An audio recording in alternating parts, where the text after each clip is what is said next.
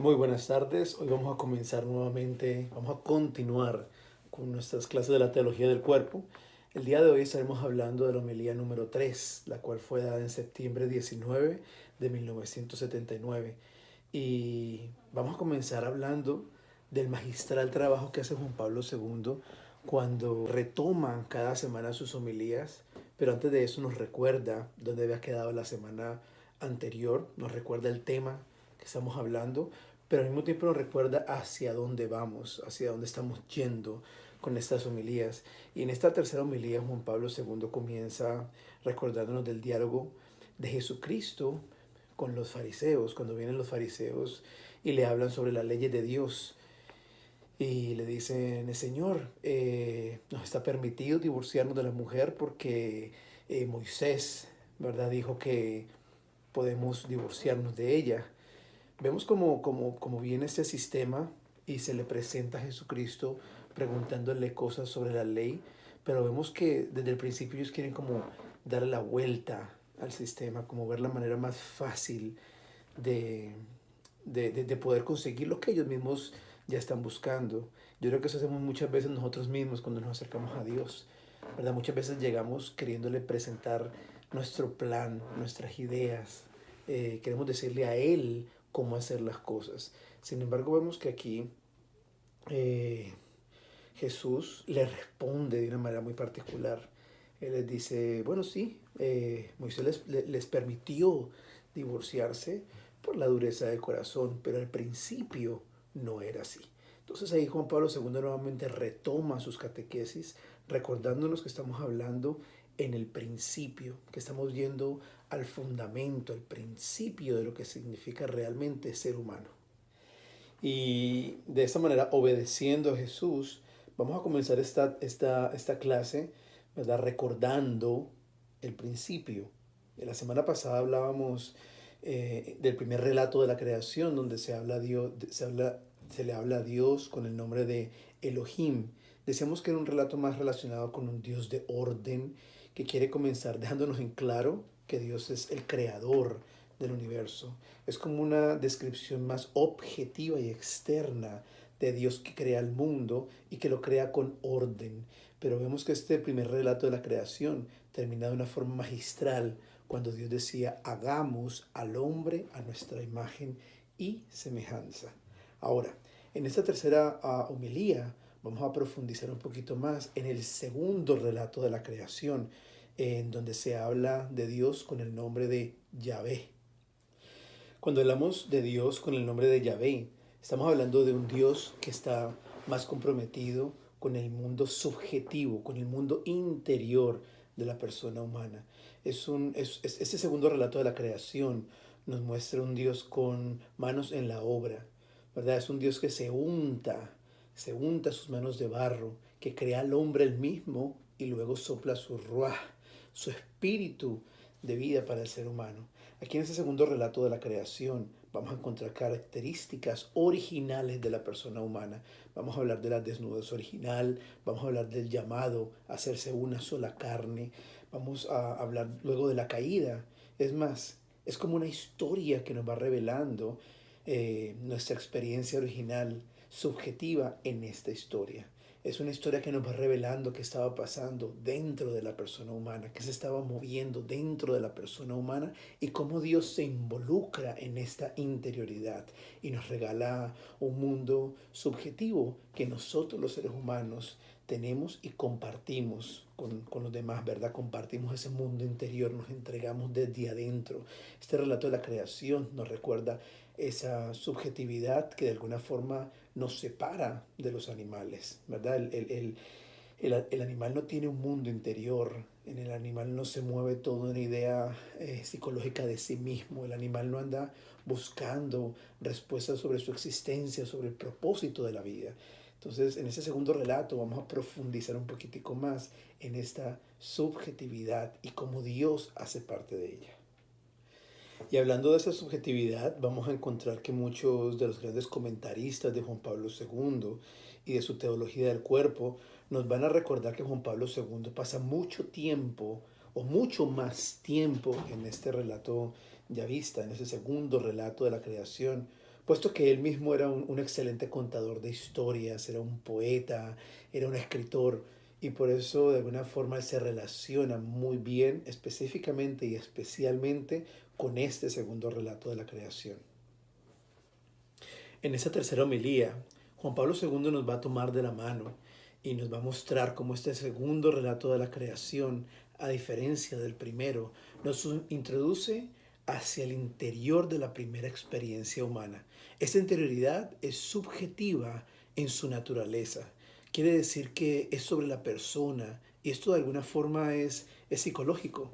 O sea que el primer relato es sobre lo físico, pero ese segundo relato es sobre el interior, es la dimensión psicológica del ser humano. Ese segundo relato de la creación constituye en récord, dice Juan Pablo II, en récord de la historia, es el más antiguo documento del autoentendimiento del ser humano. Este relato es el relato más antiguo que tenemos de cómo el ser humano se entiende a sí mismo. Juan Pablo II nos dice que estudiando este relato vamos a encontrar el núcleo de todo el análisis del hombre, los cuales análisis que ha hecho la psicología, la filosofía moderna, la antropología, todo lo que ese conocimiento que tenemos de la persona humana hoy, lo encontramos como núcleo en este segundo relato de la creación. Juan Pablo II nos está diciendo que aquí en este segundo relato de la creación tenemos todos los elementos originales que componen al ser humano, sus necesidades, sus deseos y sus características desde el origen mismo. En esta tercera homilía vamos a ver que Juan Pablo II nos habla de diferentes elementos mitológicos que componen la estructura literaria del Génesis. Ahora, cuando hablamos del Génesis, no estamos hablando cuando hablamos de estos elementos mitológicos en el Génesis, no estamos hablando del mito en el sentido moderno que entendemos como por mito, porque en la actualidad un mito es como un cuento de hadas, como una historia falsa. El Génesis tiene elementos míticos, no en el sentido moderno como cuento de hadas, sino es en el sentido clásico. En el sentido clásico el mito es algo mucho más profundo. Juan Pablo II consideraba estos elementos míticos del Génesis como una manifestación del arquetipo original de la experiencia humana. Él nos está diciendo que en el Génesis hay cosas que son tan fundamentales, tan esenciales, tan elementales, tan reales y profundas de la persona humana, que la única manera de penetrar esta verdad es a través de estos elementos mitológicos. Esto no significa que el Génesis es irreal. Esto solo significa que es tan real y profundo que no cabe en el ojo de un microscopio. El mito tiende a demostrar lo que es incognoscible. El Génesis no es un libro de ciencia. El Génesis es la historia de los fundamentos de la creación.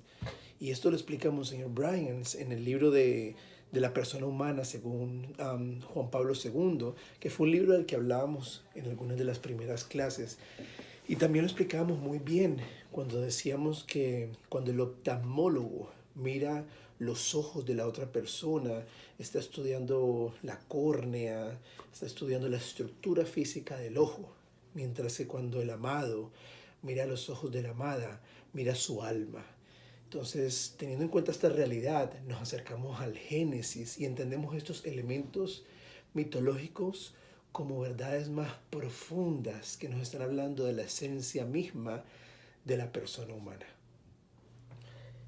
Aquí en esta tercera homilía, Juan Pablo II ya va a hablar de Ish and Isha, hombre y mujer, que ya han sido formados por Dios y ya él ha respirado su aliento de vida en ellos. Una vez que él respira ese aliento de vida, la libertad entra al mundo creado. En ese relato encontramos algo hermoso, encontramos la inocencia original, donde el hombre como hombre, mujer como ser humano, estaba apartado de la experiencia de la maldad y estaba sumergido completamente en esta inocencia que le permitía de cierta forma experimentar a Dios en todo lo creado, ver la huella del Creador en todo lo creado, al mismo tiempo que se relacionaba con Él, hasta el momento en que ellos deciden transgredir y comer del fruto del conocimiento del bien y del mal, y entonces entra la experiencia de la maldad. Aquí vemos que nuestra libertad fue el mejor regalo que Dios nos ha podido dar, al mismo tiempo que el compromiso más grande que tenemos, el riesgo más grande que tenemos, y Dios sabía esto. Dios nos creó de esta manera porque Él quería amarnos, y la libertad y el amor siempre van de la mano. Juan Pablo II habla de estos dos estados de la naturaleza. En esa tercera homilía él habla de esos dos estados de la naturaleza, el estado de la inocencia y el estado del pecado. Nuestro origen, nuestro origen es fundamentalmente el estado de inocencia, el estado de la pureza, capacidad de vivir y disfrutar de la presencia de Dios y en el propósito que Él tiene para cada uno de nosotros. Y esto es importantísimo entenderlo porque es lo que hace parte de nuestra esencia. Muchas veces oímos gente que dice, ojo, yo soy pecador porque el pecado es de seres humanos, todos pecamos.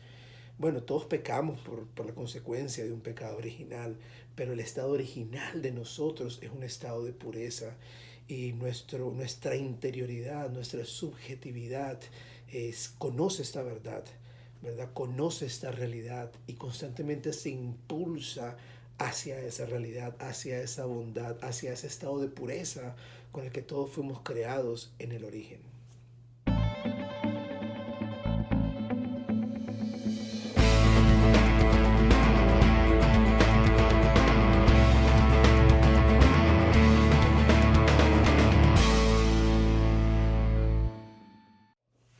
Conociendo este principio donde nos entendemos que en la experiencia original vivimos en esa pureza original, es importante, especialmente cuando nos confundimos, ¿verdad? Cuando estamos confundidos, cuando no entendemos muchos de los deseos internos que tenemos, volver al principio y entendernos desde nuestro estado original de inocencia y bondad es fundamental para caminar nuestro camino aquí en la vida.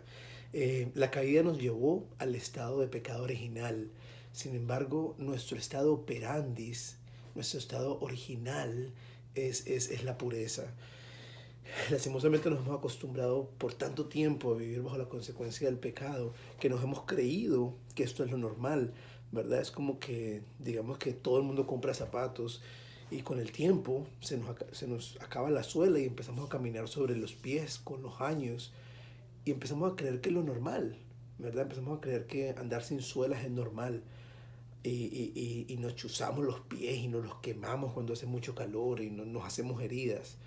O sea que de repente alguien nos dice, no, no, no, un momentico, al principio los zapatos tenían suela, ¿verdad? Es como que alguien nos diga ahora, al principio nuestro estado original era la pureza. Esto cambia todo. Esto cambia la forma de entendernos a nosotros mismos y de ver a los demás. Esto nos lleva a descubrir que sí hay problemas, que sí la gente hace actos malos, pero debajo de todos estos actos, en las profundidades del ser, se esconde un deseo infinito y original por lo que es bueno, por lo que es bello, por lo verdadero. Esto lo sentimos porque está en nuestro ADN espiritual. Juan Pablo II dice que todos tenemos un eco de nuestra bondad original en nuestra vida personal. En toda la creación podemos encontrar el eco del plan original de Dios. Aquí comenzamos nuestro viaje al interior del ser. Entraremos a un tema apasionante, un tema que me encanta, como es la desnudez original, la unidad original, la soledad original.